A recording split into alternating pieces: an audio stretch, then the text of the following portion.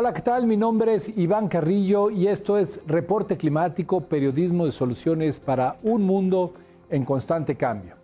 Semana a semana se dan cita en este espacio expertos de distintos puntos de América Latina que nos ayudan a indagar en los retos y las oportunidades de la humanidad frente al más grande problema en la historia, la alteración del clima. Juntos hemos entendido que nuestra región es particularmente vulnerable a dicho fenómeno, pero también nos hemos percatado de que posee un as bajo la manga.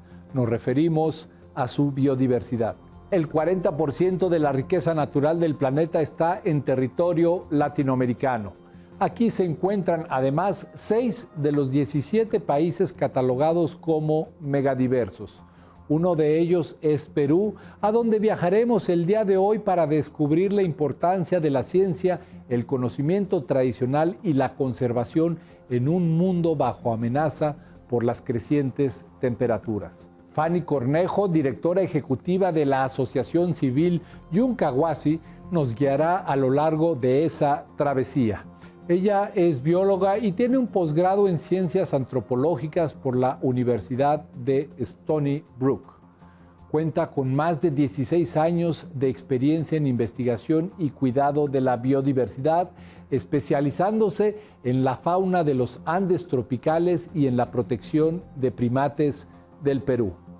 Acompáñenme a conocerla después de echar un vistazo a las noticias climáticas alrededor del globo.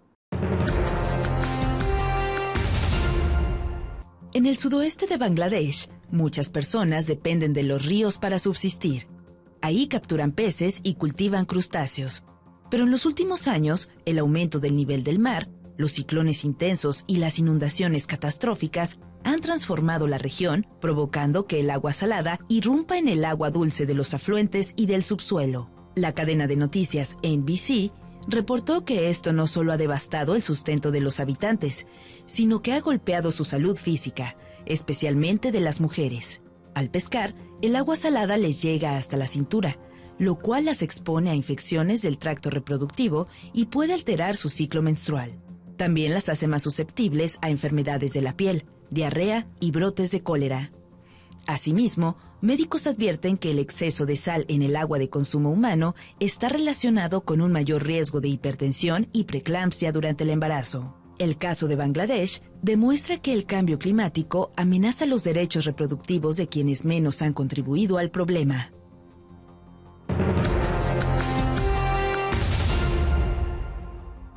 Esta primavera, Vietnam registró 44.1 grados Celsius, la temperatura más alta de su historia. El récord previo fue de 43.4 grados en el año 2019 y los científicos estiman que podría haber uno nuevo muy pronto. Algo similar está ocurriendo en Tailandia, Myanmar, España y muchos otros puntos del planeta. La BBC informó que es tal el calor que las autoridades han lanzado alertas para que las personas permanezcan en los interiores a lo largo del día. De hecho, en Vietnam, los campesinos se han visto obligados a iniciar labores de madrugada y terminar antes de las 10 de la mañana. En promedio, el mundo es hoy 1.1 grados Celsius más caliente en comparación con la época preindustrial, una tendencia que seguirá a la alza si no abandonamos la quema de combustibles fósiles. Los gobiernos han acordado limitar el calentamiento en 1.5 grados. Pero el riesgo de no cumplir ese compromiso es alto y cada décima de grado no hará más que sumar e intensificar los peligros del cambio climático. El pasado mes de marzo, la Asamblea General de las Naciones Unidas pidió a la Corte Internacional que fije las responsabilidades de los países ante la crisis del clima. Dicha resolución cuenta con el respaldo explícito de 121 miembros y fue impulsada por Vanuatu, un pequeño estado insular del Pacífico altamente vulnerable al calentamiento global. Detrás del documento hay 4 años de trabajo y negociaciones. Su objetivo es aclarar las consecuencias jurídicas para aquellos cuyos actos y omisiones han causado daños significativos al sistema climático. Además, en favor de las generaciones futuras, pide que se señalen ¿cuáles son las obligaciones de los estados para garantizar la protección del clima frente a las emisiones de gases de efecto invernadero que calientan a la Tierra? Según Antonio Guterres, director general de la ONU, estas aclaraciones ayudarán a tomar medidas más audaces y fuertes que el mundo necesita desesperadamente. La biodiversidad o diversidad biológica es la variedad de la vida. Abarca a las especies de plantas, animales, hongos y microorganismos que habitan un espacio determinado, pero también considera su variabilidad genética, los ecosistemas de los cuales forman parte y los paisajes en los que se insertan. Esta riqueza es muy susceptible al cambio climático y al mismo tiempo es clave para combatirlo.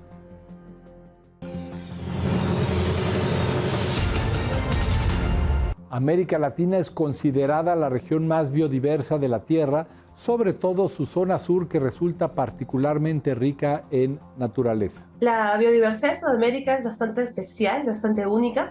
Recordemos que Sudamérica hasta hace 3 millones de años era una isla, entonces eso provocó de que hubiera una gran cantidad de procesos evolutivos de especiación que han dado lugar a la enorme biodiversidad que tenemos. Destaca por ser el hogar de un cuarto de todos los bosques a nivel global y por concentrar 26% de los recursos de agua dulce. También recordemos de que en Sudamérica tenemos al punto caliente de biodiversidad de los Andes tropicales, que es considerado el epicentro de la biodiversidad por los números récords que hay respecto a especies de aves, de mamíferos, de plantas. Esta cordillera es la más larga del planeta y ha tomado forma durante al menos 120 millones de años. Y además tenemos a la Amazonía, ¿no? El pulmón de la humanidad, el río más grande, más caudaloso del mundo, el río Amazonas, que con la gran cantidad de sedimentos que va acumulando, pues provoca esta enorme diversidad de manto verde con diferentes especies de animales y plantas que ocurren ahí. Se trata del mayor bosque tropical que por sí solo alberga 10% de la biodiversidad mundial. Entonces tenemos una biodiversidad bastante única, bastante particular y es bastante importante además pensar que esto va acompañado también de una gran diversidad cultural. Respecto a la variedad de pueblos originarios, los censos son limitados en Sudamérica, pero datos de Naciones Unidas sugieren que Brasil ocupa el primer lugar con 305 grupos distintos. Le siguen Colombia con 102 y Perú con 85. Por ende, hay una interfase muy interesante de humanos con naturaleza con los que se debe poder trabajar para poder lograr una conservación a largo plazo. En nuestra ignorancia, a menudo damos por sentado los servicios ecosistémicos que nos provee la naturaleza y quienes cuidan de ella. Por supuesto, y uno de los temas a tener mucho en consideración es la falta de conocimiento. Si es que lo ponemos así muy en blanco y negro, yo diría que la principal amenaza es la falta de conocimiento. ¿Y por qué? Porque justamente esto lleva a que no se tomen decisiones adecuadas por parte de diferentes autoridades, tomadores de decisiones. Esto lleva a que no haya una adecuada planificación, no haya un adecuado entendimiento y más aún no haya una adecuada valoración. El agua, por ejemplo, para la gran mayoría de personas, obtener agua implica abrir el grifo de la casa y sale el agua. Cuando pensamos en lo que pagamos por esa agua, usualmente se paga porque el servicio llega a nuestra casa, pero no estamos valorizando lo que cuesta realmente a la naturaleza producir esa agua, lo que ese ambiente natural donde esa agua se produce, de qué manera debe ser protegido, manejado. Todos esos valores adicionales son cosas que no entran dentro de nuestro conocimiento general y por ende no asignamos los valores necesarios para poder realmente apalancar esfuerzos de conservación que sean sensatos y que sean eficientes. Las consecuencias son muy claras, pues mientras América Latina en general lidera la pérdida de la biodiversidad, su parte sur en específico va a la cabeza en la desaparición de bosques primarios. El panorama es desalentador, pero esto no detiene los esfuerzos de Fanny Cornejo ni de organizaciones como Yuncawasi. Yuncawasi es una asociación civil sin fines de lucro. Trabajamos por el desarrollo sostenible de las comunidades locales y la conservación de la naturaleza. Durante los 16 años que venimos trabajando en esta temática en el Perú, algo que es bastante evidente es de que hay mucha voluntad de poder realizar esfuerzos de conservación, principalmente por parte de actores locales, Sin embargo, una muy grande limitante suele ser la disposición de recursos, la planificación adecuada. Se requiere de un trabajo intersectorial enfocado en una conservación para las personas. Tenemos números récords: segundo puesto en aves, quinto puesto en primates, primer puesto en mariposas, entre otras estadísticas. Sin embargo, no existe una valoración adecuada por parte del público en general de qué realmente significa esta biodiversidad y el potencial que tiene para el desarrollo. Nosotros como institución, y yo particularmente, creo firmemente en que se puede tener una complementariedad satisfactoria respecto a desarrollo y conservación. Y es más, es algo que es crítico cuando pensamos en bienestar humano y en derechos humanos. Sin embargo, es bastante complejo si es que eso no viene adecuado con un trabajo intersectorial.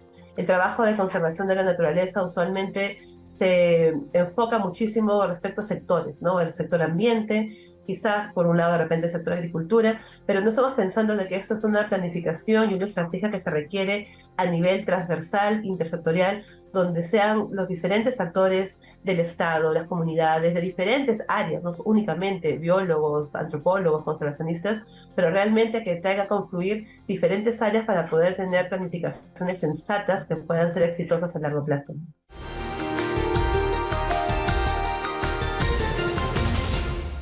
Proteger la biodiversidad nos conviene a todos, incluso en términos económicos.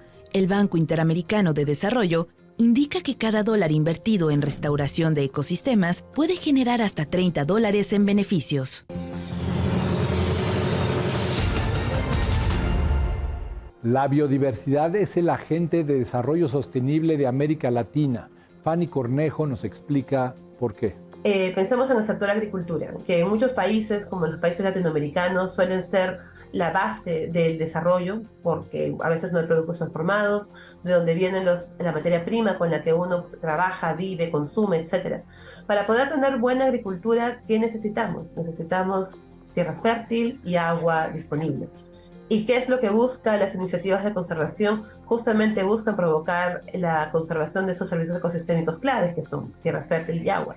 Entonces acá tenemos ya dos elementos cruciales para cualquier acción de desarrollo que, si es que no son manejados adecuadamente, van a llevar al fracaso de cualquier iniciativa. Porque también recordemos que a nivel de políticas públicas el involucramiento del gobierno es clave para que las acciones puedan estar enmarcadas, para que pueda haber inversión directa por parte del Estado y por último para que pueda haber una apropiación real de estos problemas, que no solamente compete a entidades privadas como la mía o a las comunidades locales, pero que involucra a todos los actores y principalmente al Estado. Entonces el tema de políticas es clave, pero también el tema de políticas es muy complejo. Por lo tanto, conservar la naturaleza demanda una mirada a futuro. Nosotros pensamos en un cultivo y no pensamos en el largo plazo, cómo mantener la diversidad de bacterias en el suelo, la disponibilidad de agua, entre otras cosas, a futuro eso no va a ser sostenible y es básicamente dispararnos al pie si no estamos pensando a largo plazo. Pero también, como sabemos, por las diferentes realidades sociopolíticas que tenemos en Latinoamérica, muchas veces no tenemos el espacio para pensar a largo plazo,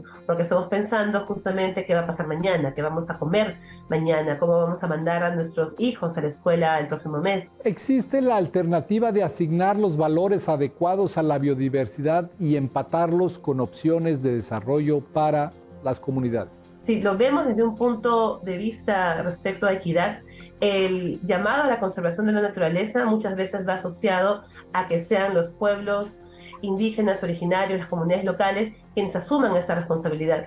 Pero también esto va a llevar que si no hay adecuada planificación, que haya una disminución de oportunidades de desarrollo económico. Entonces, tampoco es una situación justa en la cual se solicita que estos pueblos puedan asumir compromisos de conservación, pero no se da de la mano alternativas de desarrollo que puedan ser complementarias o que tengan sentido con esas iniciativas de conservación. Entonces aquí es una interfase bien interesante donde realmente la solución no es una píldora mágica. Sabemos la fórmula para poder llegar a esa solución, pero acaba mucho el tema de voluntades, de intersectorialidad, de planificación a largo plazo. Entonces requiere voluntades masivas y es por eso también que es muy importante que traigamos al público en general a interesarse en esta temática que realmente es crucial para la supervivencia que tenemos como especie. Tales acciones son urgentes dado el contexto de cambio climático que vivimos todos. Los efectos del cambio climático son evidentes en el día a día, ¿no? Tenemos estos grandes cambios en los regímenes de lluvias, tenemos climas extremos que generan que se pierdan cultivos, escasez de agua, el calor abrumador, entre otras cosas. Entonces, lamentablemente eso está exacerbando también las inequidades a nivel global, en particular en zonas que ya de por sí serán muy vulnerables a tener esas situaciones y que además tienen gran cantidad de población que de por sí también se encuentra en estado vulnerable. Biodiversidad y cambio climático son dos temas que se cruzan constantemente, así que es imposible abordarlos por separado. Justamente tengo muchos sentimientos encontrados respecto a este punto en particular, porque por ejemplo cuando vemos las conferencias de las partes que se organizan, tenemos la conferencia de cambio climático y tenemos la conferencia de biodiversidad, como si fueran temáticas que no son complementarias cuando en realidad lo son. Cuando estamos pensando de conservación de la biodiversidad, si esa biodiversidad no se mantiene y no permite de que exista un ecosistema en equilibrio, pues vamos a tener por ende una menor resiliencia en los efectos de cambios climáticos. Sin embargo, Fanny Cornejo se mantiene optimista y considera que aún estamos a tiempo de frenar ambas crisis. A nivel de efectos y voluntades que esos pueden apalancar, también podemos verlos como ese empujón o llamado de atención necesario para poder conseguir que existan mayor interés y voluntad en el tema. Todavía podemos evitar de que entremos a este colapso, catástrofe grande que nos espera si no tomamos medidas para poder desacelerar los efectos del cambio climático. Y estamos en el momento. Esa es una conversación que en ese momento afortunadamente se está teniendo y que podemos por ende empezar a pensar en estrategias a futuro. Para lograrlo debemos aprovechar la información y herramientas que nos brinda la ciencia. Sí, el papel de la ciencia en realidad es fundamental para que nos provea de información clave para poder tomar decisiones informadas y que además de poder brindarnos el conocimiento necesario para poder realizar el monitoreo adecuado de las metas que se están cumpliendo. Es interesante, tenemos situaciones, por ejemplo, en las que estamos conservando espacios naturales sin conocer aún lo que se encuentra en ese espacio en términos de biodiversidad, pero nos vemos forzados a hacerlo porque estamos en una carrera contra el tiempo de poder asegurarnos que no se pierda esa biodiversidad. Entonces, sabemos de por sí que son zonas altamente biodiversas, pero debido a la falta de recursos que muchas veces asignan a la ciencia, no tenemos el conocimiento suficiente. Entonces, sabemos que hay que ponerle, ¿no?, la protección, hay que trabajar en el manejo del área, pero no tenemos el conocimiento real de lo que está ahí porque no hay inversión para ciencia. Entonces, esto limita muchísimo las decisiones que se puedan tomar y la posterior gestión del espacio futuro para asegurarnos de que efectivamente estamos conservando. El mono choro de cola amarilla es un ejemplo claro de por qué urge incorporar información científica a la toma de decisiones de la conservación. Es el mono choro de cola amarilla, que es un mono que es endémico del Perú, se encuentra únicamente en el Perú, en la parte norte-centro de los Andes tropicales del Perú. Y una pregunta muy frecuente que nos realizan siempre es ¿cuántos monos quedan? Y siendo esta la especie más emblemática del Perú, que debería ser y que es lo que el oso panda es para China, eso es lo que el mono choro de cola amarilla es para el Perú, y no tenemos una respuesta. Sabemos de que en base al hábitat quizás puede haber unos 1000 individuos maduros, pero en realidad son respuestas bastante esotéricas. No tenemos datos porque no tenemos suficientes recursos para poder invertir, en poder realizar las investigaciones que nos puedan informar y poder tener los ojos bien abiertos respecto a cuál es el estado real de amenaza que esta especie tiene en este momento. La ciencia además es fundamental para poder guiar las decisiones, o sea, si vamos a monitorear, yo que sé, a una especie amenazada, cómo está fluctuando la población a través del tiempo, necesitamos datos crudos que nos puedan a través del tiempo hacer saber cómo va por ejemplo, impactando el cambio climático en la fenología de los árboles y por ende en la disponibilidad de alimentos que hay para las especies amenazadas de monos dentro de una reserva natural. Entonces podemos tener toda esa información que nos falta. Por fortuna, estas limitaciones pueden compensarse con ayuda del conocimiento local. Estamos empujando una iniciativa muy simpática con comunidades locales de investigación participativa para poder justamente hacer uso de las voluntades que existen dentro de esta diversidad cultural para que desde el territorio sean esas comunidades mismas quienes pueden ayudar al levantamiento de información para que dentro de poco podamos responder a esa pregunta. ¿Cuántos monos choros de cola amarilla quedan? Entonces, Con esto lo que quiero ejemplificar es de que si no tenemos este conocimiento, estamos en un cuarto oscuro viendo qué protegemos. Entonces también es fundamental y clave de que se pueda realizar una inversión explícita para la investigación científica que pueda ayudarnos a tomar mejores decisiones respecto a la conservación de la biodiversidad. La ventaja de América Latina y en especial de Sudamérica son sus pueblos y el saber tradicional que poseen. Esto es bien interesante porque existe muchísimo conocimiento ancestral que puede ser utilizado para poder buscar diferentes estrategias, tanto de desarrollo como estrategias de mitigación de los efectos del cambio climático. Y aquí es interesante porque el bagaje cultural que tenemos nosotros como región permite también esa enorme diversidad cultural que al mismo tiempo nos puede otorgar resiliencia, al tener una gran diversidad de estrategias y de formas de ver puntos de vista diferentes, que es bastante interesante, bastante rico. Pero esto no significa que los demás podamos permanecer de brazos cruzados. La conservación de la biodiversidad de la cual dependemos es una tarea de cada uno de nosotros. En muchos casos a veces prevalente esta romantización, ¿no? De que los pueblos indígenas, debido a la quizás cercana o probada cercana relación ancestral que puedan tener con la naturaleza, les corresponde por ende ser quienes se hagan cargo de tomar las iniciativas de conservación de la misma. Lo cual en cierta parte es cierto, pero eso no quita la responsabilidad que tienen otros actores de la sociedad y que por ende no es como que ya tú eres pueblo indígena, que estás en la Amazonía tanto tiempo, es tú. No, o sea, somos todos.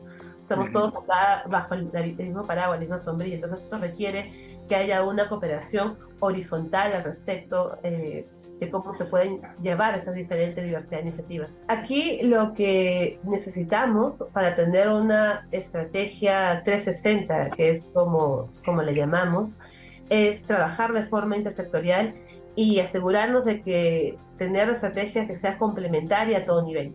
Tenemos educación y comunicación, tenemos investigación científica, conocimientos ancestrales, pero también debemos considerar políticas públicas, asegurarnos de que los diferentes compromisos que nuestros países tienen ante entes globales sean adecuadamente cumplidos. Tenemos que asegurarnos también de que las decisiones que se toman también reflejen las realidades y cosmovisiones que puedan haber desde el territorio. Y además asegurarnos de que la normativa que podamos tener existente pueda facilitar de que esas acciones puedan ocurrir.